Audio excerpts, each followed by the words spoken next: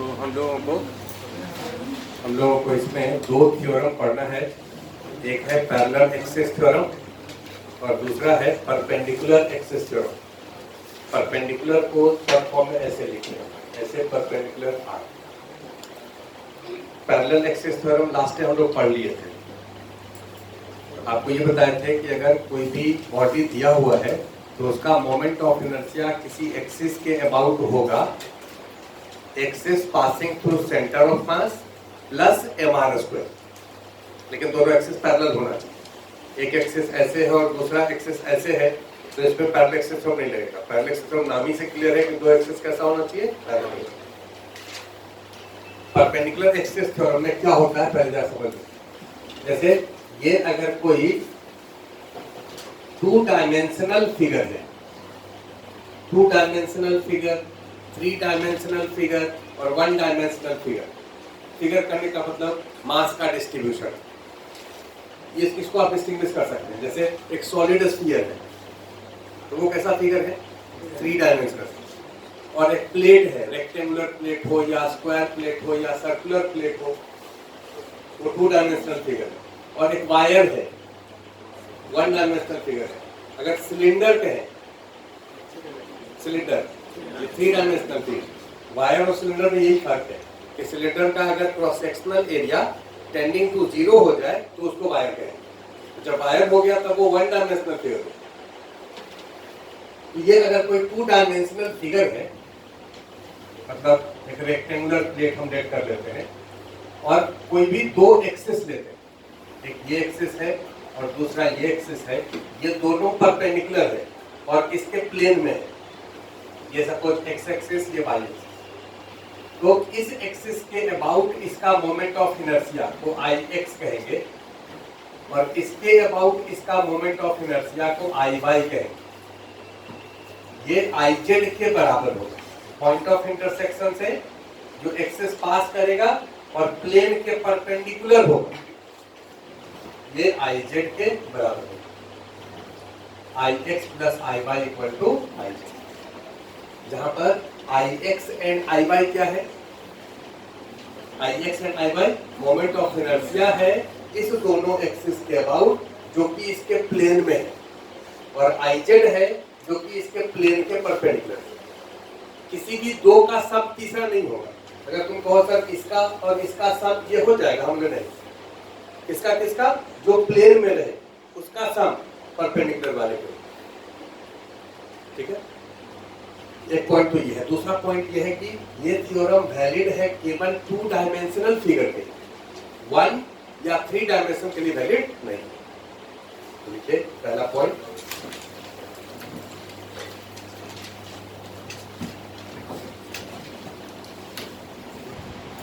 लिखिए perpendicular axis theorem is only valid for planar lamina. Bracket में लिख लो, planar lamina means 2 dimensional figure. I x and I y, ये दूसरा point है। I x and I y are moment of inertia, moment of inertia about 2 perpendicular axes, 2 perpendicular axes in the plane of lamina.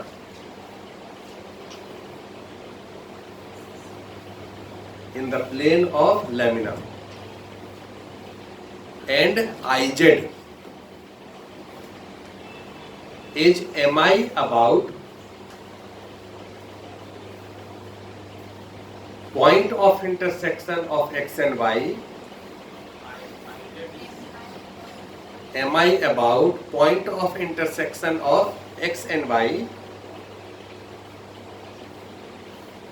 axis and perpendicular to plane। तीसरा point समझने वाला ये है कि ये x एक्सिस है और ये y एक्सिस है, ये पॉइंट ऑफ इंटरसेक्शन है। ये x एंड y एक्सिस जो है इसके प्लेन में कोई भी दो लाइन हो सकता है, ये और ये, इसको x मान ले, इसको y मान ले और इसको z मान ले। इसके लिए भी आप ये थ्योरम यूज करेंगे। मतलब पॉइंट ऑफ इंटरसेक्शन जो है वो इस लैमिना का सेंटर भी हो सकता है या सेंटर के अलावा भी कोई पॉइंट हो सकता है, या इस लैमिना के प्लेन में कोई दूसरा पॉइंट भी हो सकता है। जैसे इसको अगर हम y एक्सिस मान ले, इसको x एक्सिस मान ले और इसको z एक्सिस मान ले, ये भी हो सकता है। ये जो पॉइंट ऑफ इंटरसेक्शन है वो लैमिना में हो ऐसा कोई जरूरी नहीं, लैमिना के प्लेन में होना जरूरी है, लेकिन प्लेन में होना जरूरी है। जैसे ये XY प्लेन में अगर है, व्हाइट बोर्ड के प्लेन में है, तो इंटरसेक्शन पॉइंट यहाँ है, ये भी इसी के प्लेन में। ये इंटरसेक्शन पॉइंट अगर यहाँ हो जाए तो ये गलत हो, लैमिना यहाँ है और आप कहें सर x एक्सिस ये हो जाए, y एक्सिस ये हो जाए, z एक्सिस ये हो जाए, हम बोले x और y उसके प्लेन में कहाँ, उसके प्लेन से तो बाहर हो। उसके प्लेन में होने के लिए ऐसा हो, मतलब इंटरसेक्शन पॉइंट इसके अंदर भी हो सकता है, इसके बाहर भी हो सकता है, सेंटर ऑफ मास भी हो सकता है या दूसरा कोई पॉइंट हो सकता है, लेकिन इंटरसेक्शन पॉइंट को प्लेन में होना चाहिए। तीसरा पॉइंट लिख लीजिए, intersection point must be in the plane of lamina.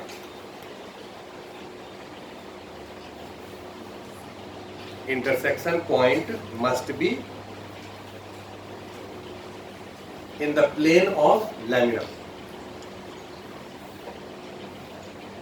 It may be inside the body or outside the body। तो एक बार प्रूफ देख लेते हैं, जरा समझ लो तो देखना। ये सपोज x एक्सिस है, ये y एक्सिस है, ये z एक्सिस है, ये एक प्लेनर लैमिना है। इसका मोमेंट ऑफ इनर्शिया हम x एक्सिस के बहुत निकाल रहे हैं। इसमें कोई एक पॉइंट मास कंसीडर किए m1, जिसका कोऑर्डिनेट है x1 y1 और z कोऑर्डिनेट तो है नहीं क्योंकि xy प्लेन में है, तो x1 y1।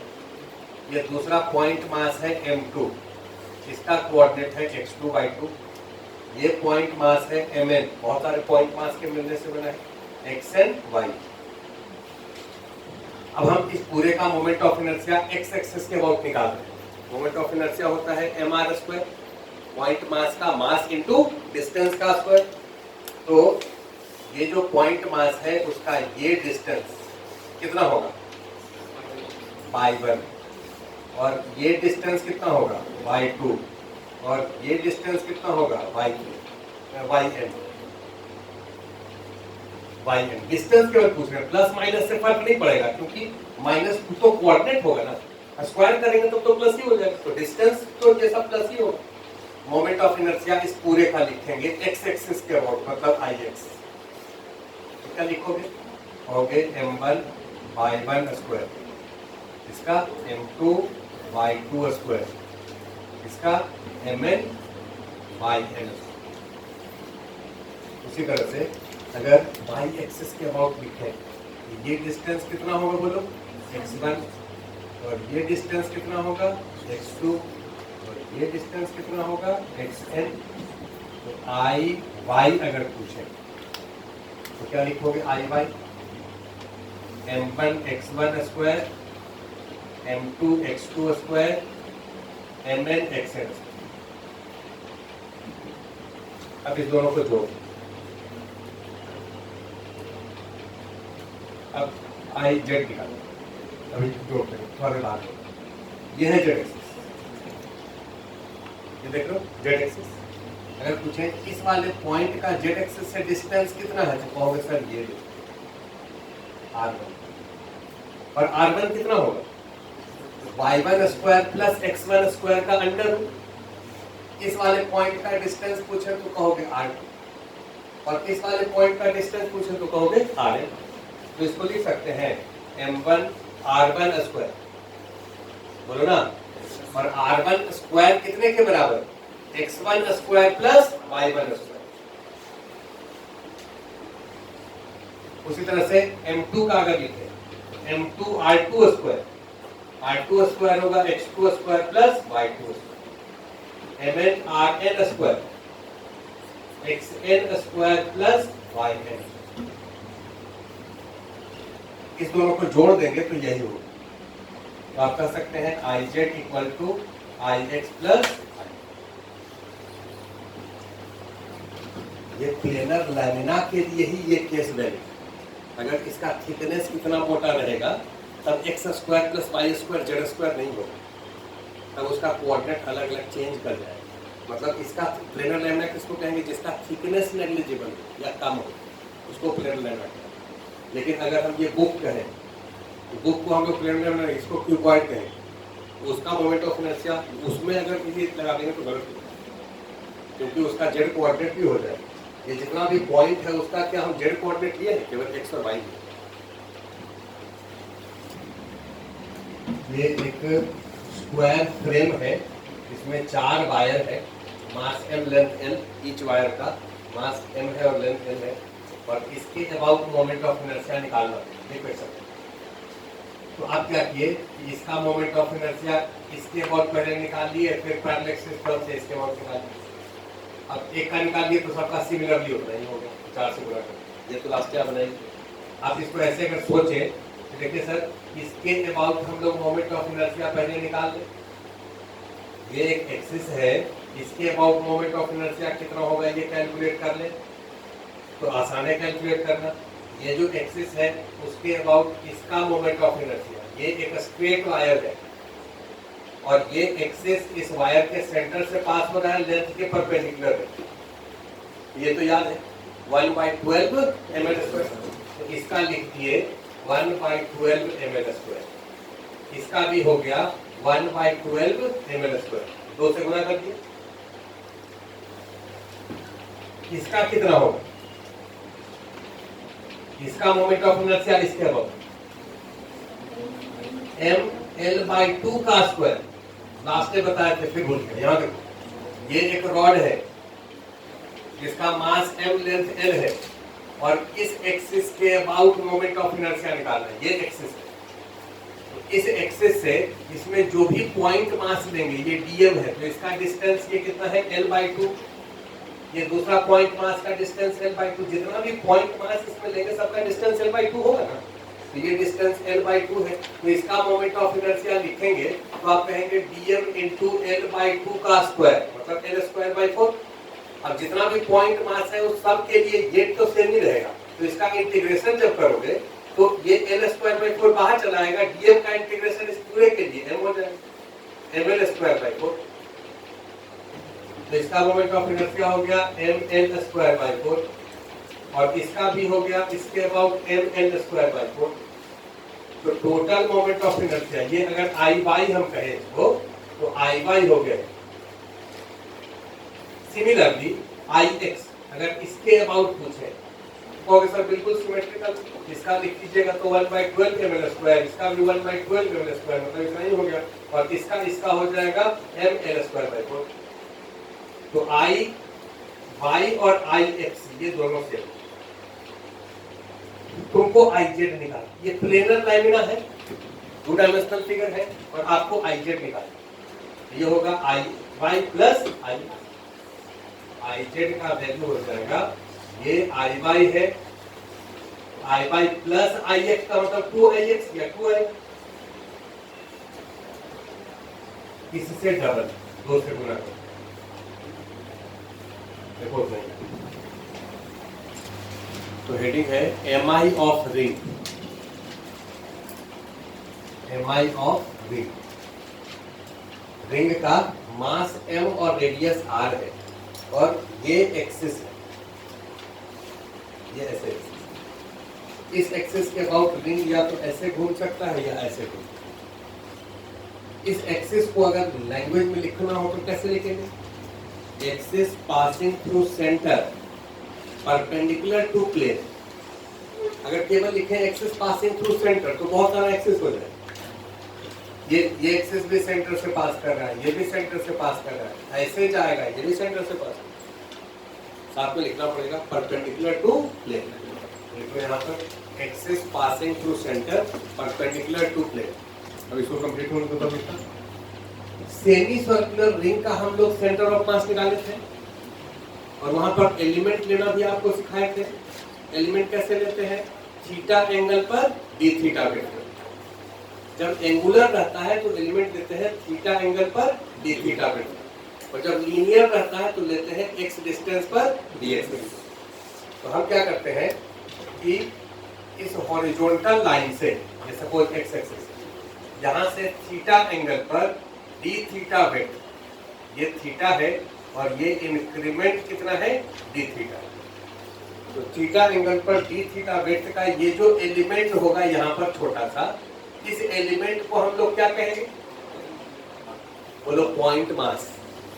क्या कहेंगे, ये जो पॉइंट मास है डीएम, ये कितने के बराबर होगा, तो डीएम का वैल्यू लिखना है तो टोटल मास इसका एम मान लेते हैं दिया हुआ भी, और टोटल लेंथ इसका यहां से यहां तक 2 पाई आर, तो ये मास पर यूनिट लेंथ हो गया 2 पाई कैपिटल आर। इसका लेंथ कितना होगा, आर डी थीटा, ये सबको पता है आर डी थीटा, तो आर डी थीटा से मल्टीप्लाई कर दीजिए, जो नेचुरल मेथड है भाई 2 पाई आर का मास अगर m है, यूनिट मास का m by 2 pi R D theta का, तो इसका मास हो गया m by 2 pi into d theta. अच्छा, ये जो पॉइंट मास है एक्सिस ये, तो मोमेंट ऑफ इनर्शिया इसके अबाउट कितना होगा, डी आई। भाई मोमेंट ऑफ इनर्शिया में हम लोगों को करना क्या है, जो डिस्ट्रीब्यूटेड मास है उसमें से एक पॉइंट मास कंसीडर करिए, उसका एम आई लिखिए और इंटीग्रेट कर दीजिए। इसके अबाउट इस पॉइंट मास का एम आई कितना लिखेंगे, कहोगे d m into r square. बात समझ आया, अब इसको इंटीग्रेट। जैसे जैसे एलिमेंट चेंज होगा, जैसे अगला एलिमेंट ये है, उसके बाद ये है, उसके बाद ये है, उसके बाद ये रिंग बहुत सारे पॉइंट मासेस के मिलने से बना है। जैसे जैसे एलिमेंट चेंज होगा, क्या आर चेंज होगा, उस एलिमेंट का यहां से डिस्टेंस क्या चेंज होगा, नहीं होगा, तो आर स्क्वायर को बाहर कर दो।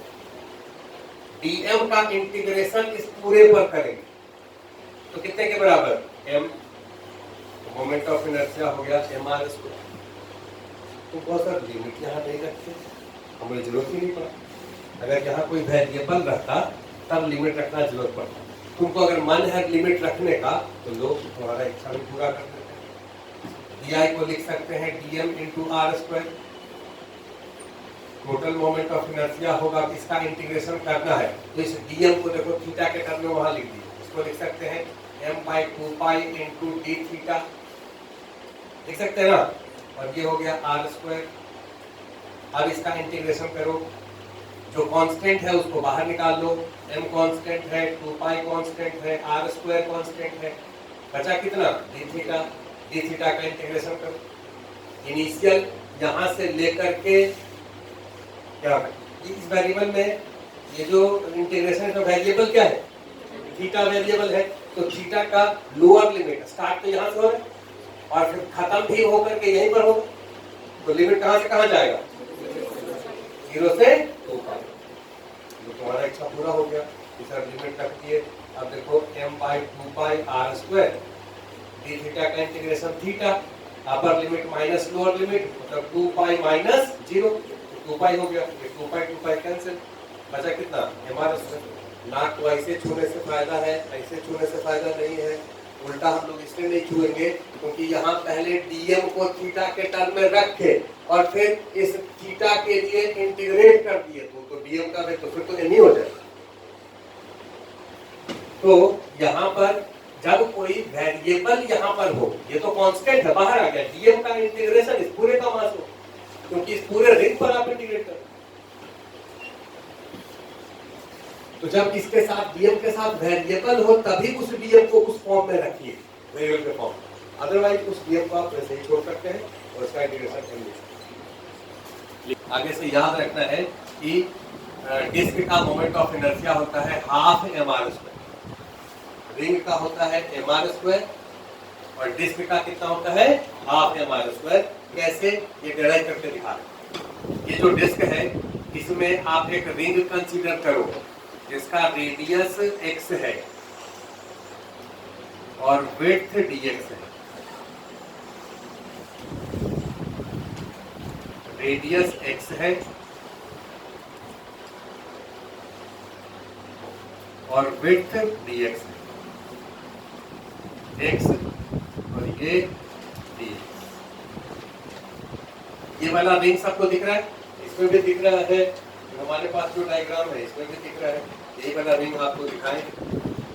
अब इसके इधर और इधर जो है उसको काट करके हटा दें, केवल इस रिंग को ही रहने दें। इमेजिन केवल रिंग के बारे में करें। ये वाला एक्सिस जो है, ये वाला एक्सिस इस पूरे डिस्क के सेंटर से पास कर रहा है और प्लेन के परपेंडिकुलर है। ये जो रिंग है, इस रिंग का भी तो सेंटर यही होगा, रिंग का भी सेंटर उसके जोड़ते सेंटर पर होता है। ये एक्सिस उसके सेंटर से पास कर रहा है और प्लेन के परपेंडिकुलर है। ये बताइए कि इस वाले एलिमेंट का, जिसको हम रिंग कर रहे हैं, उसका मास कितना होगा?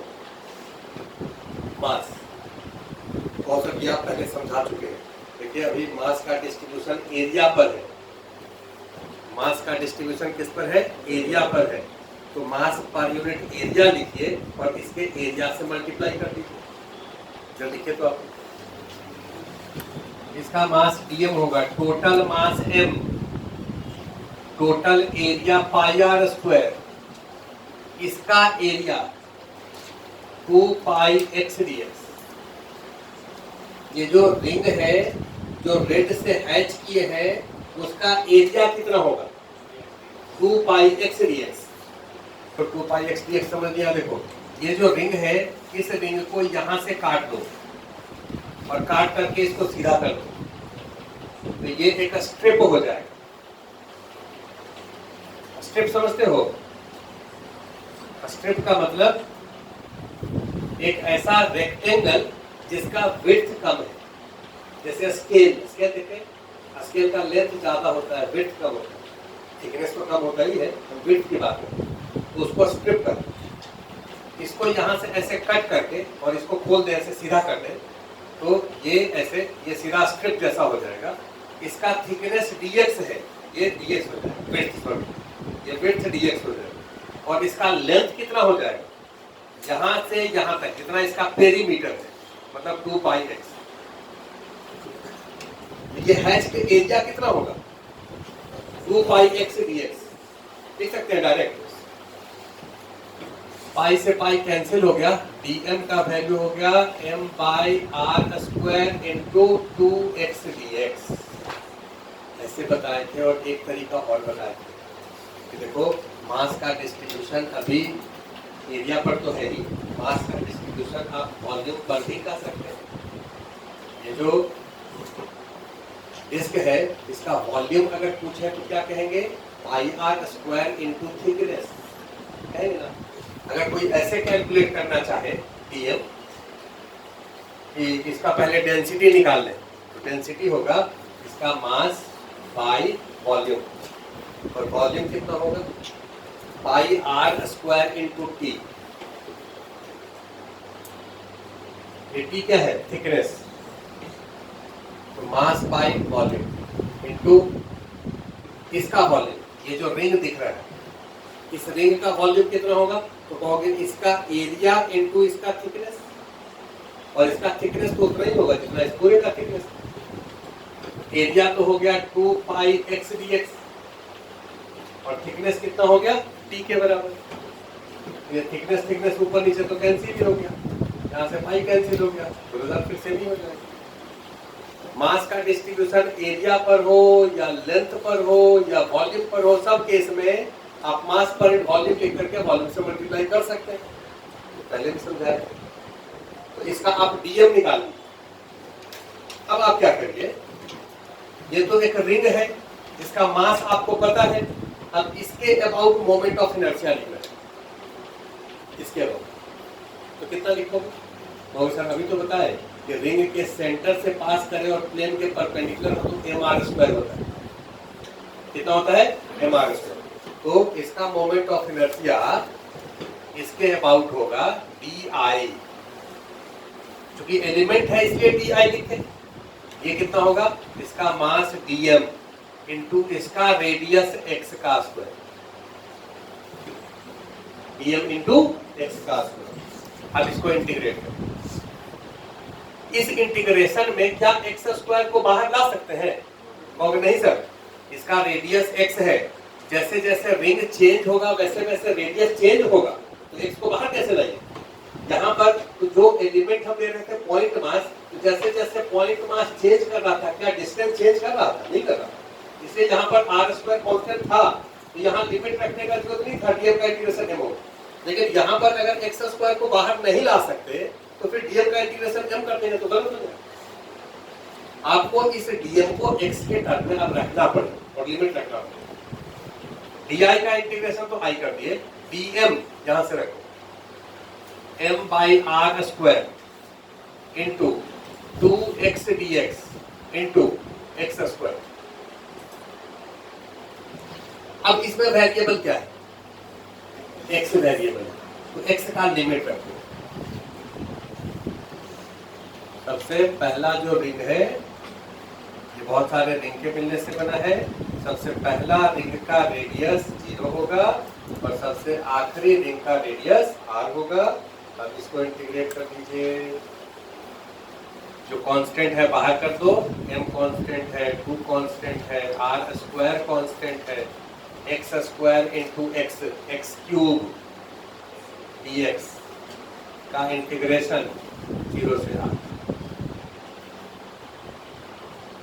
2m by r square, x cube dx का इंटीग्रेशन x4 बाई 4, लिमिट रखेंगे तो r4 बाई 4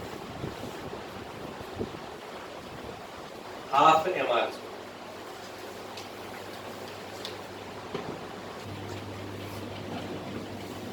ये एक हॉलो स्फीयर जिसका रेडियस r है और इस एक्सिस के अबाउट मोमेंट ऑफ इनर्शिया निकालना है।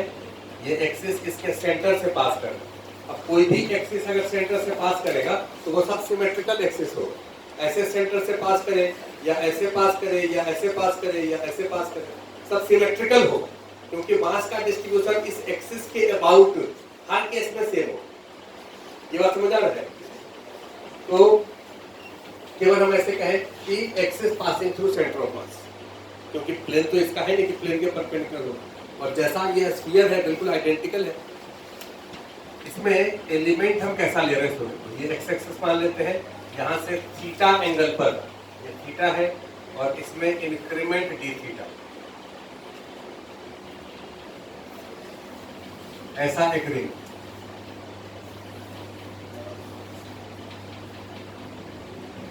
ये वाला कौन सा रिंग है?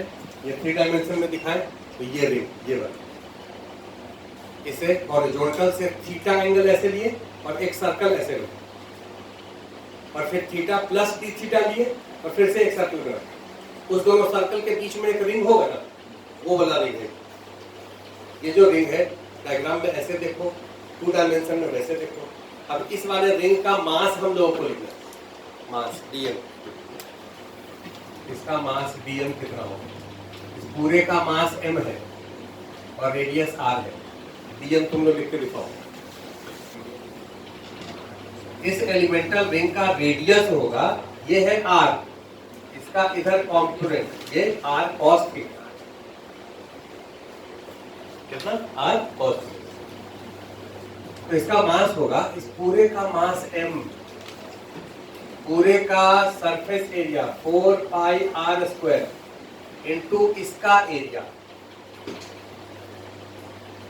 इसका एरिया, तो इसका पेरीमीटर 2 पाई r cos थीटा। रेडियस कितना है? r cos थीटा, तो पेरीमीटर हो गया 2 पाई r cos थीटा और विड्थ हो गया r d। ये इसका मास इकाई। अगर तुमसे पूछें कि ये तो मास पर यूनिट एरिया लिख करके एरिया से मल्टीप्लाई किए, अगर मास पर यूनिट वॉल्यूम लिख करके वॉल्यूम से मल्टीप्लाई करें तब भी आंसर सेम ही आएगा। कैसे लिखाएगा? तो कहोगे देखिए मास m है, इसका वॉल्यूम कितना लिखोगे? जोर से बोलो। 4 पाई r square into t thickness, 4 by 3 pi r cube नहीं लिख देंगे। ये सॉलिड थोड़ा है, अंदर में तो हवा है, प्लास्टिक का केवल बोल रहे। ये इसका ऐसा थिकनेस है इसका, ये एरिया इंटू थिकनेस। अगर हाफ का वॉल्यूम पूछे तो कहोगे 2 पाई r स्क्वायर इंटू t, पूरे का पूछे तो 4 पाई r स्क्वायर इंटू। ये मास पर यूनिट वॉल्यूम हो गया। अब इसका वॉल्यूम, ये जो रिंग लिए है, इस रिंग का वॉल्यूम, तो कहोगे सर रिंग का एरिया इनटू रिंग का थिकनेस, तो थिकनेस तो उतना ही होगा जितना इस पूरे का थिकनेस है। रिंग का एरिया कितना होगा, तो पेरीमीटर इनटू ये विड्थ, तो पेरीमीटर 2 पाई r cos theta into r d theta, 2 पाई r cos theta into r d theta into t से t कैंसिल, फिर से वही। अब तो इसको काट पीट के थोड़ा छोटा कर देते हैं, 2 पाई r स्क्वायर, यहाँ कट गया तो 2 हो गया, तो dm का वैल्यू हो गया m/2 cos theta d theta. तीन लोगों का यहाँ पर इसका मोमेंट ऑफ इनर्शिया कितना होगा, इसके अबाउट di। ये देखो ये एक्सिस है, ऐसे ये एक्सिस है ना, इस एक्सिस के अबाउट इस वाले रिंग का मोमेंट ऑफ इनर्शिया, तो इस रिंग का सेंटर तो एक्सिस पर ही होगा, इस डायग्राम में यहां हो, मतलब इस रिंग के सेंटर से ये एक्सिस पास कर रहा है और प्लेन के परपेंडिकुलर, इस रिंग का तो प्लेन होगा ना जी, रिंग का प्लेन कैसा होगा, हॉरिजॉन्टल ऐसा प्लेन होगा, तो उसके प्लेन के परपेंडिकुलर है, तो कितना होता है ये पता है, कितना mr स्क्वायर, तो इसका मास dm है, तो लिखेंगे dm, और इसका रेडियस कितना है r cos थीटा,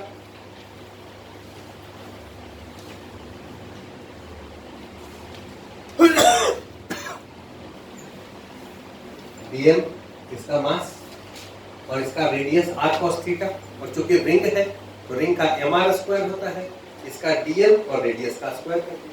अब ये बताओ कि क्या हम r cos थीटा को बाहर ले लें और dm का इंटीग्रेशन m करते सही है?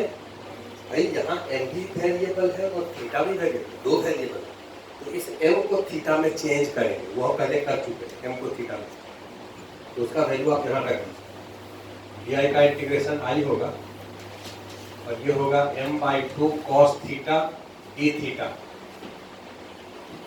और यहाँ होगा r square cos square theta, और लिमिट रखेंगे इसमें mr square by 2 cos cube theta d theta.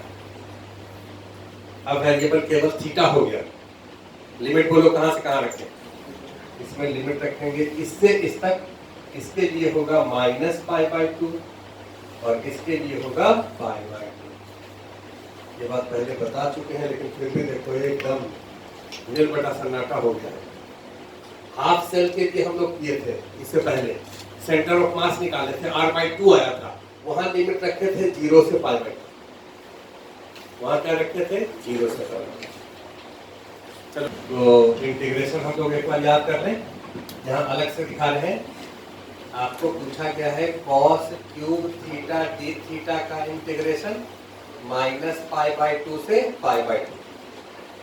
इस cos क्यूब थीटा को आप लिख सकते हैं cos theta into cos square theta, और cos स्क्वायर थीटा होगा 1 minus sine square theta into d theta. देखो इसको ऐसे लिखे कोई दिक्कत है, एक cos थीटा छोड़ दी और एक cos स्क्वायर थीटा था, उसको लिख दिए 1 माइनस साइन स्क्वायर थीटा, और d थीटा था, d थीटा रहेगा।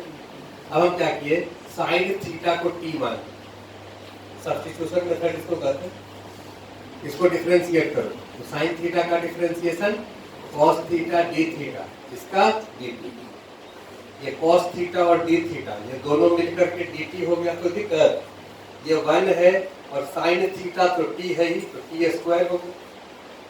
अब लिमिट भी t में चेंज करो, ये लिमिट थीटा के लिए था ना, अगर -π/2 रखोगे यहाँ पर तो साइन -π/2 -1 होगा, t कितना होगा -1,